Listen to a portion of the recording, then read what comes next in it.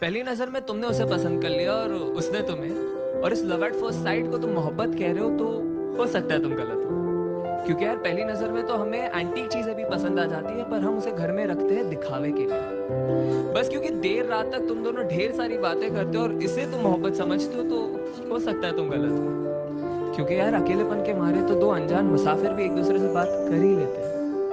अरे अगर किसी लड़की को देख के वो तुम्हारा हाथ पकड़ लेती है और किसी लड़के को देख के तुम उसका, और इस क्यूट जेलसी को तुम मोहब्बत कह रहे हो, तो हो सकता है तुम गलत हो। क्योंकि यार परिंदों को पकड़ा जाता है पिंजरों में कैद करने के लिए, उन्हें आजाद करने के लिए नहीं। बस क्योंकि अब तुम दोनों एक दूसरे की बातों को समझ पा रहे हो और इसे तुम मोहब्बत कहते हो, तो हो सकता है तुम गलत हो। क्योंकि याद रखो, दो भूखे भिखारी भी एक दूसरे की भूख समझ सकते हैं पर मिटा नहीं सकते।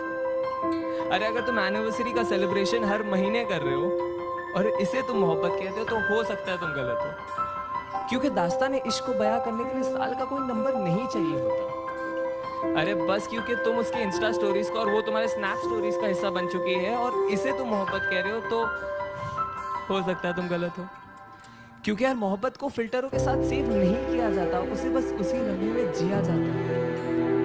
हाँ लेकिन अगर जिस्मों में उलझने से पहले तुम उसकी जुल्फों में उलझना चाहते हो, अगर वो बेखौफ अपना बचपना तुम्हारे सामने जाया कर देती है, अगर उसके कपड़ों के बेपर्दा होने से पहले तुम अपने सारे राज उसके सामने खोल दिए और उसने भी अपने सारे डर का जिक्र तुम्हारे सामने कर दिया, अगर उसका हर आंसू तुम्हारी कमीज पे बहता हो और तुम्हारे मुस्कान की वजह उसकी नादानी आई हो, तो शायद नहीं यार यही प्यार है। और अगर ये प्यार तुम्हें मिल गया तो इसे पकड़ लो, जकड़ लो, गले लगा लो और जहां मौका मिले बस ऐसे कहते रहो कि तुम इससे कितना प्यार करते हो।